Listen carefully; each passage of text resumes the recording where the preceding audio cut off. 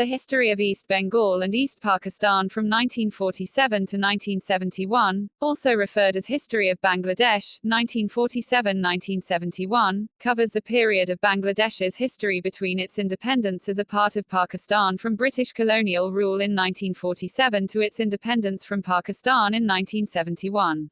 One of the most divisive issues confronting Pakistan in its infancy was the question of what the official language of the new state was to be. Muhammad Ali Jinnah yielded to the demands of refugees from the Indian states of Bihar and Uttar Pradesh, who insisted that Urdu be Pakistan's official language. Speakers of the languages of West Pakistan, Punjabi, Sindhi, Pashto, and Baluchi, were upset that their languages were given second-class status. In East Pakistan, the dissatisfaction quickly turned to violence. The Bengalis of East Pakistan constituted a majority, an estimated 54%, of Pakistan's entire population. Their language, Bengali, like Urdu, belongs to the Indo-Aryan language family, but the two languages have different scripts and literary traditions. Jinnah visited East Pakistan on only one occasion after independence, shortly before his death in 1948. 2. Speaking in Dhaka to a throng of over 300,000 on March 21, 1948, he announced that, without one state language, no nation can remain tied up solidly together and function.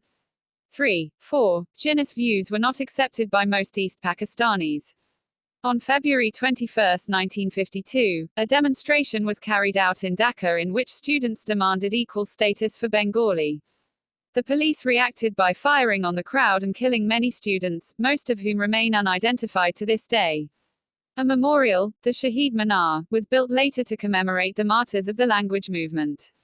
2 years after the incident, Bengali agitation effectively forced the National Assembly to designate Urdu and Bengali and such other languages as may be declared to be the official languages of Pakistan. Jinnah and Liaquat. What kept the new country together was the vision and forceful personality of the founders of Pakistan, Jinnah, the Governor-General popularly known as the Quaid-i-Azam, Supreme Leader, and Liaquat Ali Khan, 1895–1951, the first Prime Minister, popularly known as the Quaid-i-Millet, leader of the community. The government machinery established at independence was similar to the viceregal system that had prevailed in the pre-independence period and placed no formal limitations on Jinnah's constitutional powers. In the 1970s in Bangladesh, Sheikh Mujibur Rahman, the leader of the independence movement of Bangladesh from Pakistan, would enjoy much of the same prestige and exemption from the normal rule of law. Sheikh Mujibur Rahman has often been criticized in many quarters of being autocratic. When Jinnah died in September 1948, the seat of power shifted from the Governor-General to the Prime Minister, Liaquat. Liaquat had extensive experience in politics and enjoyed as a refugee from India the additional benefit of not being too closely identified with any one province of Pakistan. A moderate, Liaquat subscribed to the ideals of a parliamentary, democratic, and secular state. Out of necessity he considered the wishes of the country's religious spokesman who championed the cause of Pakistan as an Islamic state. He was seeking a balance of Islam against secularism for a new constitution when he was assassinated on October 16, 1951, by fanatics opposed to Liaquat's refusal to wage war against India. With both Jinnah and Liaquat gone, Pakistan faced an unstable period that would be resolved by military and civil service intervention in political affairs. The first few turbulent years after independence thus defined the enduring politico-military culture of Pakistan. The inability of the politicians to provide a stable government was largely a result of their mutual suspicions. Loyalties tended to be personal, ethnic, and provincial rather than national and issue-oriented. Provincialism was openly expressed in the deliberations of the Constituent Assembly. In the Constituent Assembly, frequent arguments voiced the fear that the West Pakistani province of Punjab would dominate the nation. An ineffective body, the Constituent Assembly took almost 9 years to draft a constitution, which for all practical purposes was never put into effect. Khwaja Nazimuddin and Ghulam Muhammad. Liaquat was succeeded as Prime Minister by a conservative Bengali, Governor-General Khwaja Nazimuddin. Former Finance Minister Ghulam Muhammad, a Punjabi career civil servant, became Governor-General. Ghulam Muhammad was dissatisfied with Nazimuddin's inability to deal with Bengali agitation for provincial autonomy and worked to expand his own power base. East Pakistan favored a high degree of autonomy, with the central government controlling little more than foreign affairs, defense, communications, and currency. In 1953, Ghulam Muhammad dismissed Prime Minister Nazimuddin, established martial law in Punjab, and imposed governor's rule, direct rule by the central government, in East Pakistan.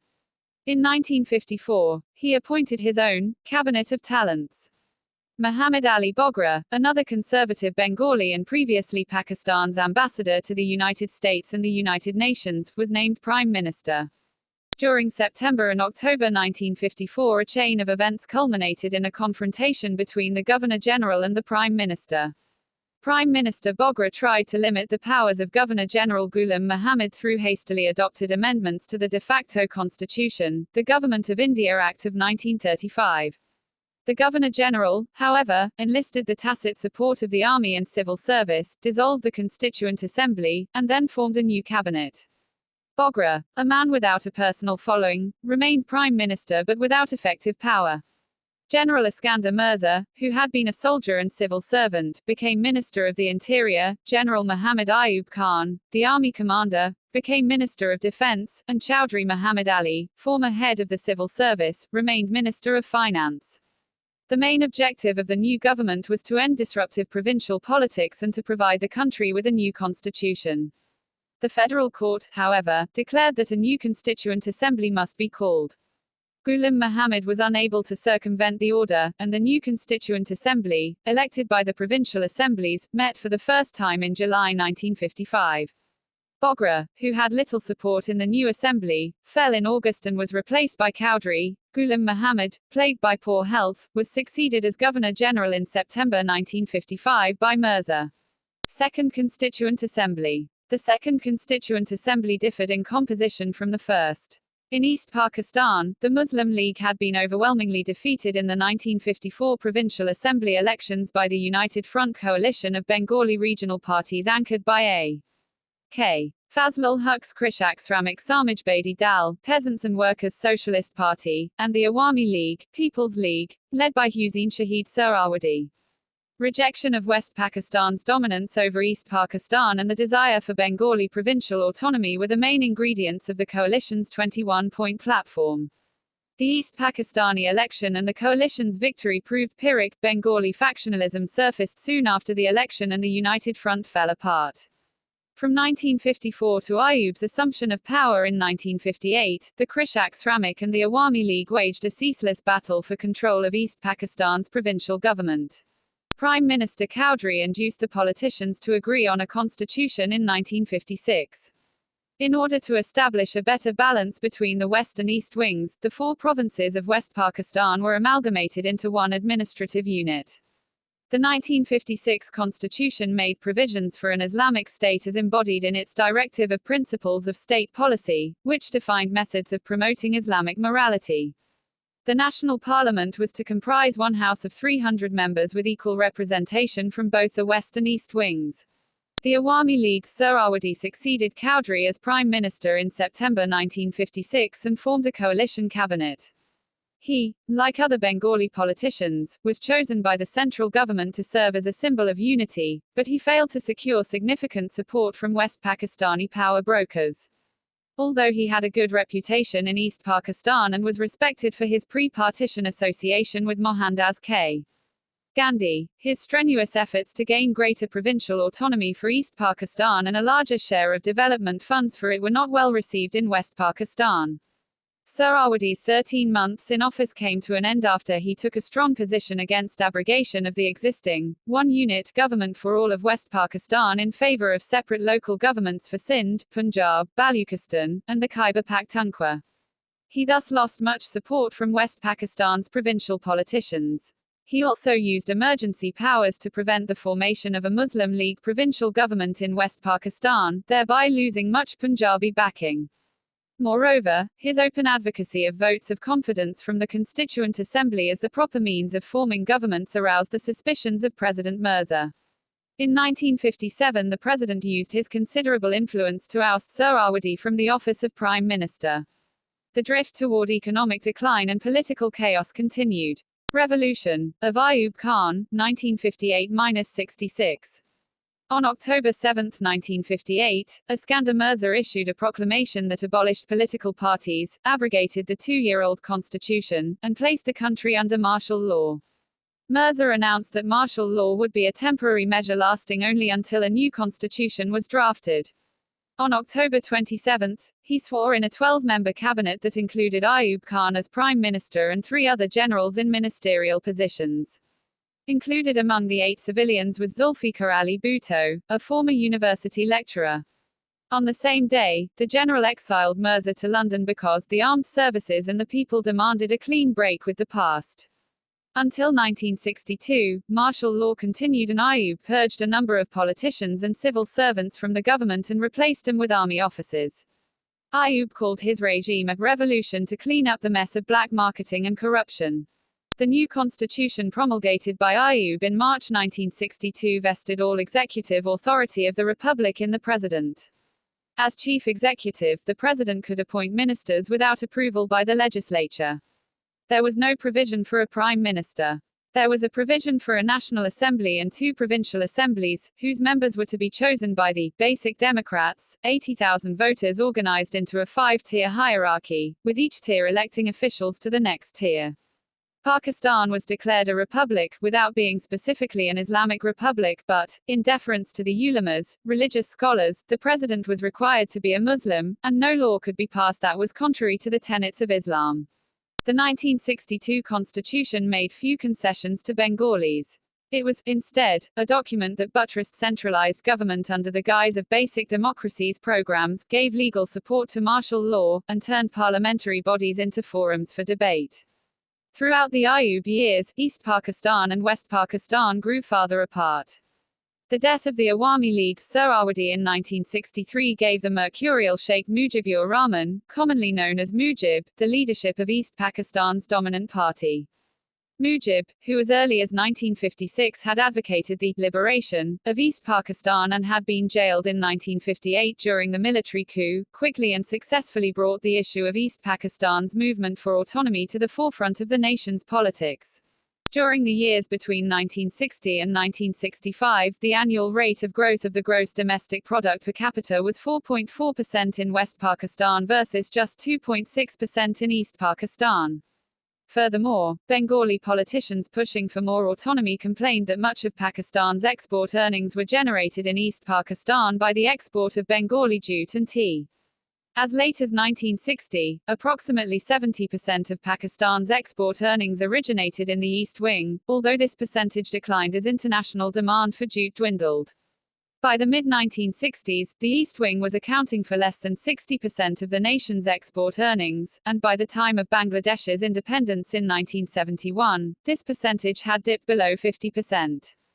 Mujib demanded in 1966 that separate foreign exchange accounts be kept and that separate trade offices be opened overseas. By the mid-1960s, West Pakistan was benefiting from Ayub's decade of progress, with its successful Green Revolution in wheat, and from the expansion of markets for West Pakistani textiles, while the East Pakistani standard of living remained at an abysmally low level. Bengalis were also upset that West Pakistan, because it was the seat of government, was the major beneficiary of foreign aid.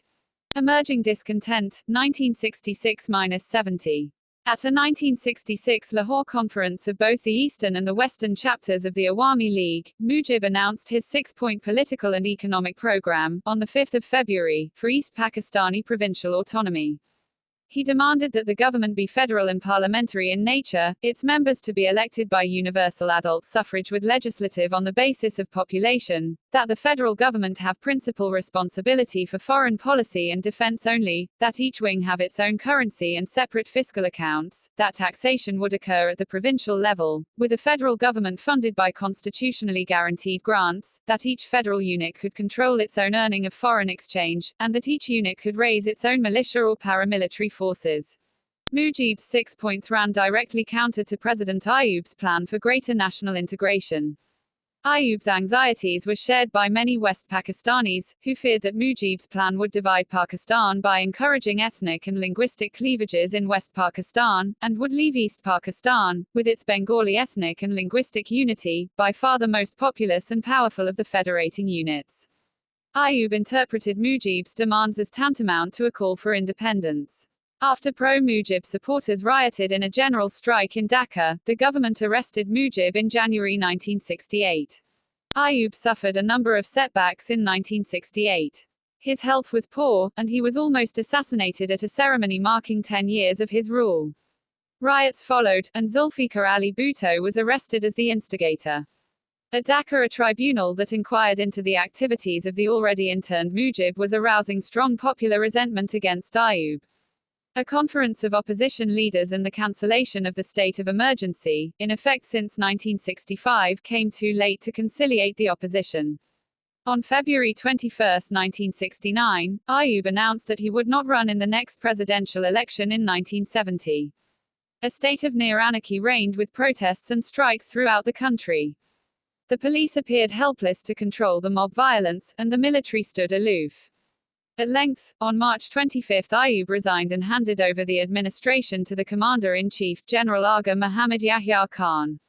Once again the country was placed under martial law. General Yahya assumed the titles of Chief Martial Law Administrator and President.